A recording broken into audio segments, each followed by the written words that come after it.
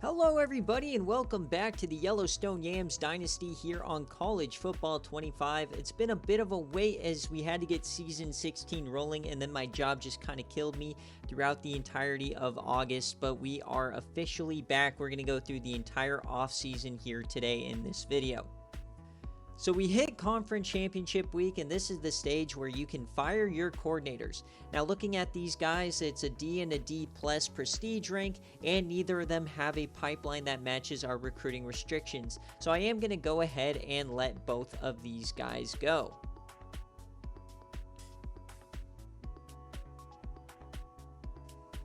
So here's a look at all the conference championships that are being played this week. In the Conference USA, it is Rice taking on Liberty. In the Pac-12, it's BYU and Boise State. In the Big 12, you got number 5 Kansas State, number 6 Kansas in a rematch. In the MAC, you've got Toledo and Miami U. The Sun Belt is Texas State and Georgia State. In the AAC, it's Memphis and Charlotte. In the Mountain West, UTSA and Nevada, both at 6-6. In the SEC, it's Alabama and Georgia making it. In the ACC, it's NC State and Clemson. And then the Big Ten, it's Oregon and Nebraska that gets there. So there is definitely a chance here for a ton of ridiculousness if Georgia or Nebraska wins. This game's for a playoff spot. And then this game is most likely going to be that G5 auto bid. So we're going to sim ahead and see what happens. So as we sim ahead, the Heisman Trophy goes to Jalen Milroe. He had 3,900 yards through the air, 35 touchdowns, and 9 interceptions. So as we look at some other awards, Jay Jones almost wins Best Defensive Back. Jed Patrick almost wins the Best Defensive End. AJ Flanagan in the top 5 for Best Linebacker. As we look at the Mountain West All-Americans, you got Aaron Spurlock making the first team. You got Terry Baker and A.J. Flanagan as well on defense, along with Matthew York at punter. On the second team, you got Burdett Jones and Jay Jones making it. So in our conference championships, Liberty took down Rice. BYU wins the Pac-12. Kansas State beats Kansas in the Big 12 championship. Miami, Ohio beats Toledo in a big-time game. Texas State barely beats Georgia State. Charlotte takes down Memphis. UTSA gets beat by Nevada. That's a bit of a surprise. Alabama throttles Georgia. Clemson takes down NC State. And Oregon beats Nebraska. So here's our look at our first college football playoff in this series. Alabama's the number 1 seed. Oregon, Kansas State, and Clemson are 2 through 4 getting those byes. And then the final conference championship in is Charlotte winning the American Conference. And the last team in is Oklahoma State. Here's a final look at the top 25, and I don't think that there's anybody who got left out unless you take a look at maybe Boston College schedule and break it down, or maybe Cal.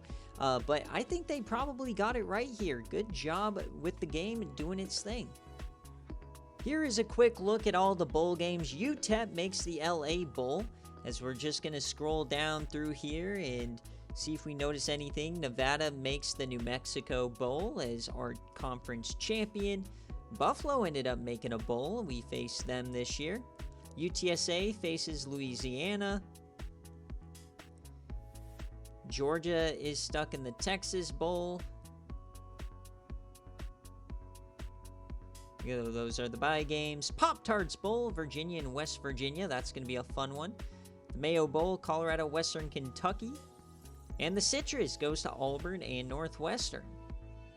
So now we have the opportunity to sign a coordinator. So for the offensive side, there's nobody that has a pipeline in our area, unfortunately. So we're going to end up sending out an offer here for Austin Young just because Nebraska is in the sort of same area. And then the pro style also matches what we run with Penn State. So after looking at all of these coordinators, none of them match our scheme or our pipelines, but I am going to offer Bob Page because he's going after that motivator recruiting tree, so I think that's a good compliment to us. So we sim forward to the next week, and we do hire both of the coordinators, so we improve both their prestiges. While we didn't necessarily get some great pipelines, I think we did improve our skill trees quite a bit. So after simming forward 1 week for the staff moves, we see the first round of the college football playoff. Ohio State beats Oklahoma State. USC beats Kansas, who's been at the top of the ranks all season long. Charlotte gets beat by NC State, who's also been up at the top. And Miami takes down A&M. We sim forward another week, and Ohio State takes down Clemson. Alabama beats USC, Kansas State takes down NC State, and Oregon handles Miami. So we sim forward another week, and Alabama goes down to Ohio State. They killed them. And then Oregon, of course, beats Kansas State in a very close game. So as we take a look, Oregon takes down Ohio State 31-24 to become the national champions of the first year of the Yams dynasty. So here's how the Mountain West fared in bowl season. They went 2-1 with wins over Rice and Louisiana, but they did lose to Nebraska. So here's a look at your final top 25. Oregon goes 15-1. Ohio State finishes at number 2. Charlotte finishes at number 10. And they round it out with Wake Forest at 7-6. And here's just a scroll through of the players of the week for each week of bowl season. A lot of Ohio State, a lot of Oregon here.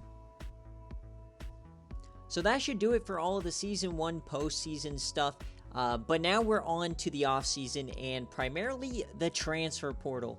And how the transfer portal works, you can check the description to see exactly how our recruiting rules work.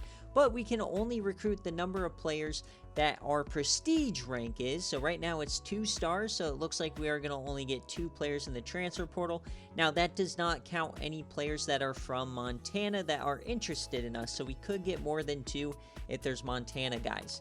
So really what I'm seeing here is with our limited transfer portal scholarships, we're going to want to target quarterback, running back, and defensive line. So we're ready to dip our toe into the offseason, the first time going through it with the Yellowstone Yams. The players leaving stage is always my least favorite because pretty much nothing but bad stuff can happen. So we'll go on in, see what happens here. And oh dear, we have 1, 2, 3, 4, 5 guys potentially leaving.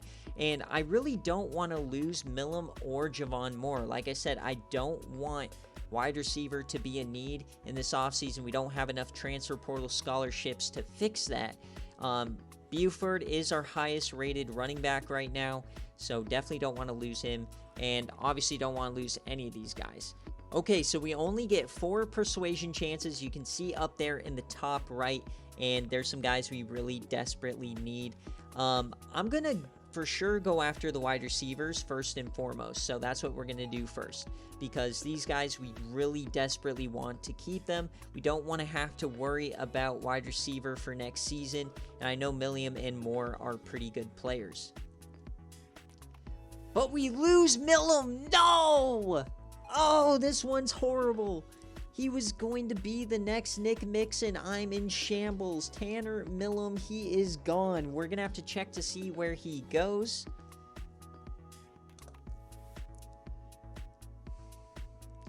Now, I definitely don't want to lose offensive line depth, so we're going to try to keep him here. He has not been persuaded. He's leaving as well, so we can only fix one more guy, and I'm banking on bringing in somebody in the transfer portal for running back. So we're going to go with Kingsley Reese. And he has not been persuaded either. So we have 4 guys leaving. Oh no, this is horrendous. So year 1, did anybody get drafted from the Yams? No. Of course not. Alright guys, it's almost time for the transfer portal, but first we get to look at the dev traits for all of our incoming recruits. This definitely could impact my decisions in the transfer portal, so let's take a look. So Hurley, hoping for impact, he gets normal. Saw that coming a mile away. Normal for Rayshawn Keys. Folan gets impact. That's awesome for the offensive lineman. Big time get right there. Normal for Slack. Impact for the fullback, really liking Stan Reisner. Maybe he can be our running back of the future. We'll have to check on that. LeBeau gets normal. Sutton gets normal. Ingram normal. Impact here for this tight end. Reinbull is normal. Yelk is normal. And our kicker is normal as well. Alright, so it is time for the transfer portal, but I just want to make sure we're all on the same page before we go into it. Make sure to read the description before you continue watching to make sure you understand what's about to happen.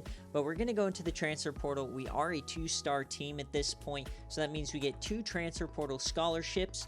But anybody who is from Montana, we have to go after. They have to immediately become our highest priority, but they do not count towards those 2 players we get to sign. So with that being said, let's go take a look at who we can get. So the good news is there are 2 players in the transfer portal that are from Montana. The bad news is neither of them are interested in Yellowstone. This is not a good start.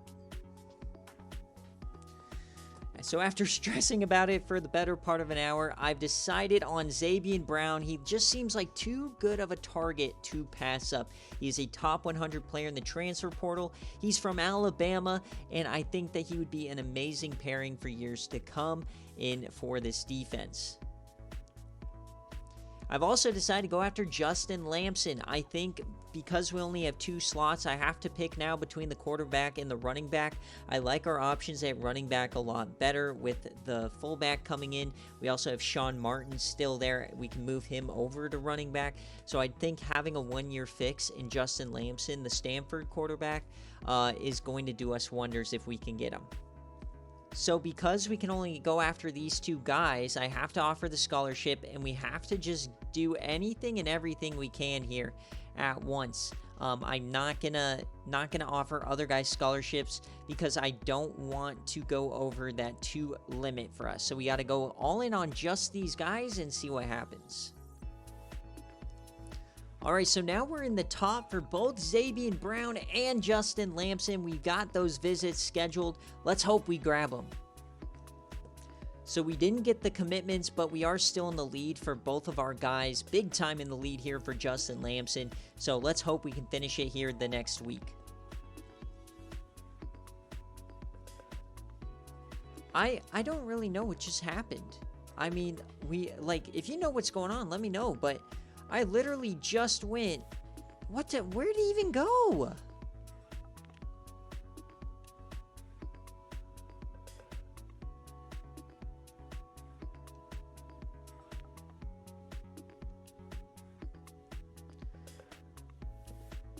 We're literally in first place for Justin Lamson, but it says it's a deal breaker. I don't know what's happened.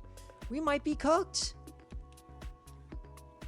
So now I'm definitely scared. I don't know what's going to happen here. I'm going to panic offer a scholarship to this guy that we still have a chance for because we still have 2 scholarships. Oh my God, what's going to happen? Okay, so as we look, we ended up getting James Hardrick. We weren't even trying to get him. And in the transfer portal, we got Zabian Brown. And we got Radford.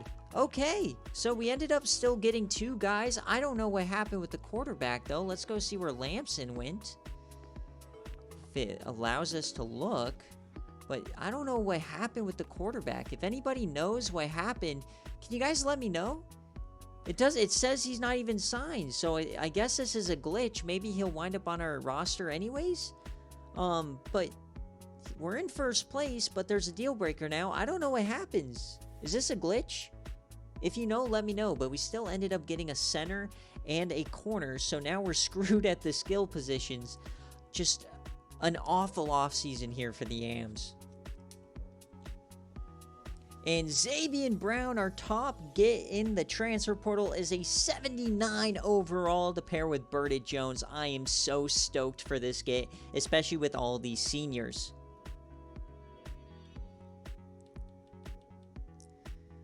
Our other transfer is a 71 overall, so even though we had this quarterback fiasco, we still got 2 starters out of it. Okay. Okay, so we are now at position changes. Ricky Fullen is our only true athlete, and we're going to wind up putting him at left guard here. He is agile, so we're going to see if he can develop there for us. So I'm not going to switch his position, but Sean Martin will be our starting running back this year. And the only other move I made was putting James Hardrick at punter. Alright, so it looks like Xavier Jarvis might just be our quarterback this season. 82 speed, 67 overall, 89 throw power. It's not the best, but hey, it's a start. Running back, we might see Hardy play some snaps, but it's going to be Sean Martin as our starter. At wide receiver, Tyrone Easley up to an 80 overall. Javon Moore actually jumps Sledge now for that wide receiver 2 spot, and we might see some Chris Ham this year. At tight end, Bentley will now take over that Fred Hart role. And our offensive line actually saw some decent progression. We have guys in the mid-70s, and then on the right side, pushing 80 overall. On defensive end, Couch Smith seems like our best rusher on the left side, and on the right side, Gilbert's up to a 77. And in the middle, Jarian Love, after having a great year, is up to a 75. And our linebackers, 74 for Harper, AJ Flanagan up to an 86, and on the right side, Rhett Bush up to a mid-70. And at corner, we got Birdie Jones, an 86 overall. Let's go, baby. Holland and Mills should see some playing time this year. And then at safety, Lamar Lanes all the way up to a 75. That is a massive jump. Cannot wait to see him play. And Jay Jones up to an 82.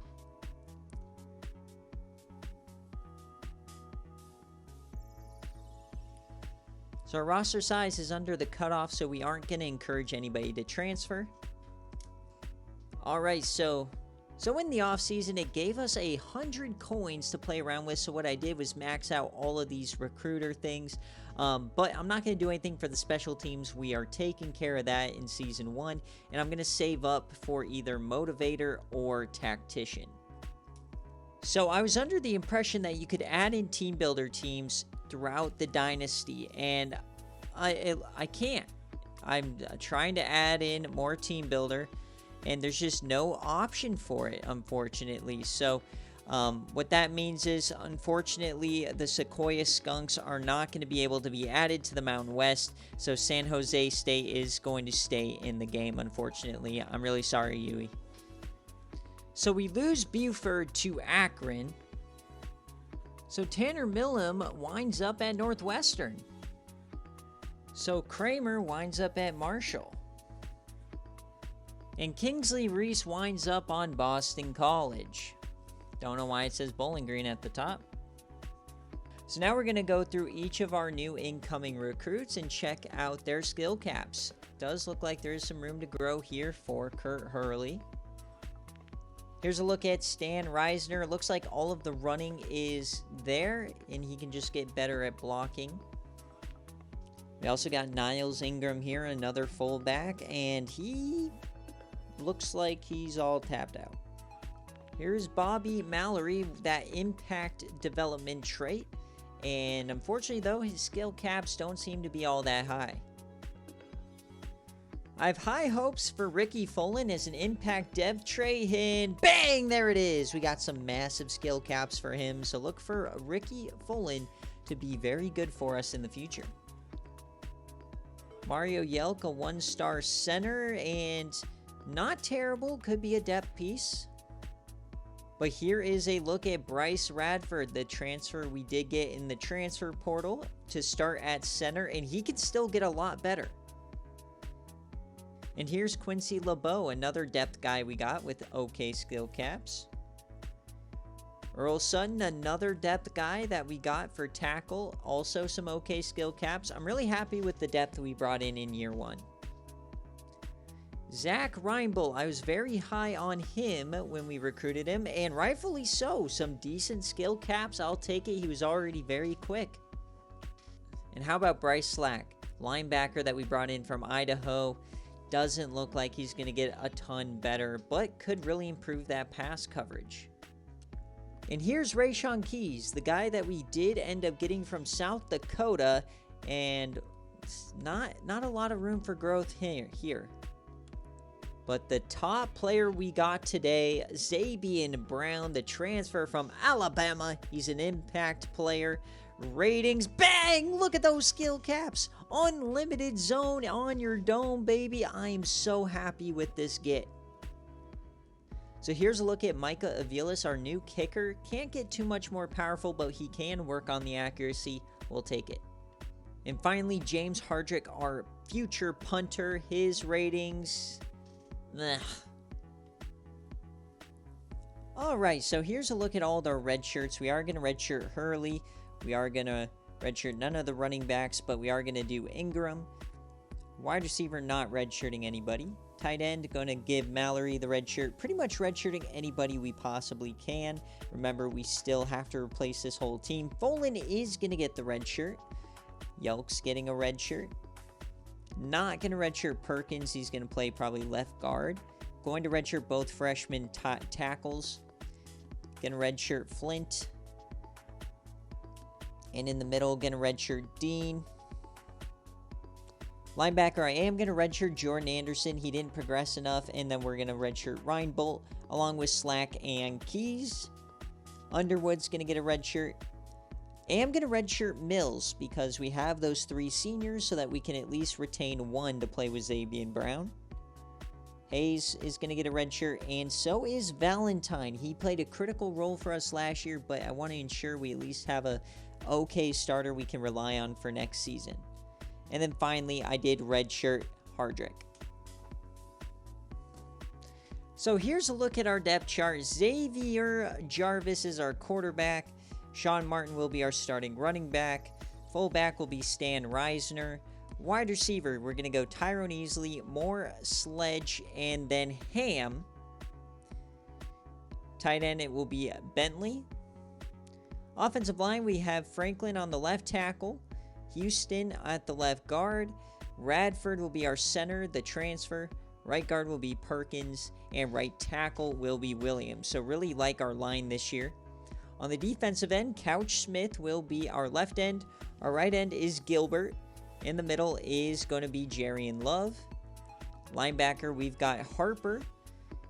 Middle linebacker will be Flanagan and Jackson again. And right outside linebacker will be Rhett Bush. At corner, we've got Burdett Jones, Zabian Brown, and Holland being our top 3 corners, along with Stovall and Moon. At free safety, it's going to be Lamar Lanes back there. And it's going to be Jay Jones along with Chris Ellinger. And then we're also going to have York start at both kicker and punter.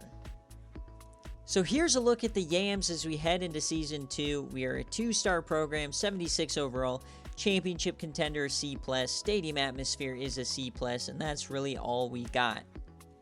So make sure to check the video description if you aren't familiar with our recruiting house rules so you can read through them before I get started. But we can only bring in certain guys from certain states and certain star ranks as well.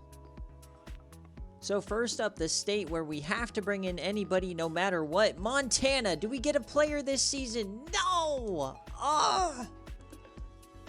Okay, but how about North Dakota? No! Alright, but we did get somebody from South Dakota last time. No data, bro, come on.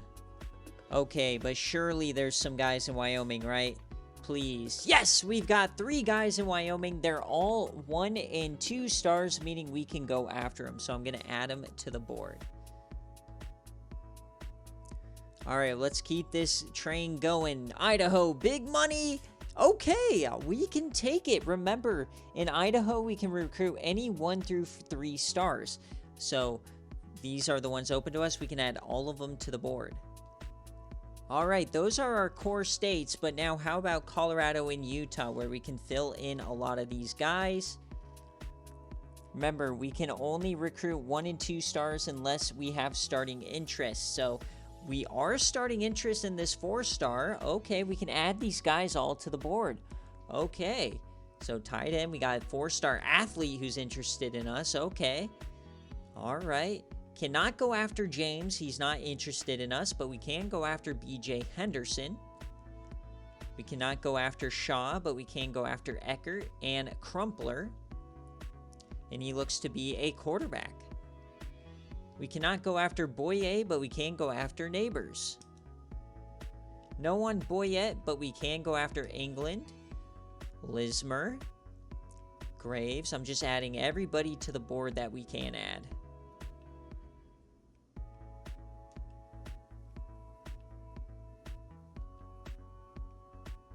Awesome. So just like last season, before I actually scout anybody, I'm just going to offer a scholarship to all of the players that are 3 stars and higher that have interest in us already, because I know that those are going to be the players we want to fill the board with, and I can always go back later, since we have a much larger pool, to add in 1 and 2 star players later. Alright, I've gone through all the scouting, and this is what the board looks like here at the end of the preseason. We got Tevin Crumpler as the number 1 prospect, 91 throw power, 85 speed, some great accuracy ratings out the door. And Twine looks to be a power back, good speed, great break tackle, trucking, carrying, has all those tools to be a starter for us. Coxie, a tight end, great catching, short route running, catch in traffic. That speed looks to be way up there, would be an absolute beast here for the Yams.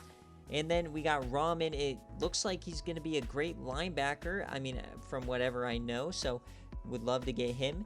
Ecker, this guy is easily the best secondary player I looked at. Good speed, good zone, he's at the top of the board. And then the best wide receiver, JC England, 90 speed, 92 speed, I mean, good catch in traffic, good release. He's a physical guy. Would love to bring him in. We got an edge rusher, George Barnes here. Looks to have good block shedding and strength. Would love to see him in a Yams uniform. And then we have a gem at the left tackle here. We got some other tackles and guards that are filling up the board. We got another gem here as well. This is a defender, so a guy to kind of build around. Here's the next quarterback, kind of the backup one. He is a bust, but he's still capable and would be a great add to the team. And kind of a safety guy. Don't know much about this guy yet, but from what I'm seeing, I'd love to bring him in.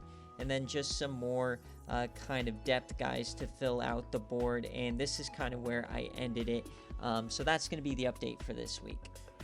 So we are projected to finish 6th in the conference, and even with a horrific offseason, we're still up to a 76 overall, showing you just how easy this game really is. So here's our schedule for Season 2. We open up against our rivals Boise State at Geyser Field. We had a great game against them to end the last year, so we'll start against them this year. Then we go on the road to face BYU and Colorado, our 2 toughest games of the season. Then we get into some conference plays, and then our final out-of-conference game will be Colorado State. And then we finish out with 3 of our last 4 games being home games. So here's a look at the top 25 as we enter Season 2. So that'll do it here for the first offseason of the Yellowstone Yams Dynasty. Feel free to roast me in the comments. I know this was a horrific offseason. I went into the TP wanting a quarterback, running back, and I got a cornerback and a center. Believe me, but I am excited for this upcoming season, and we'll see you in the next video for Week 1.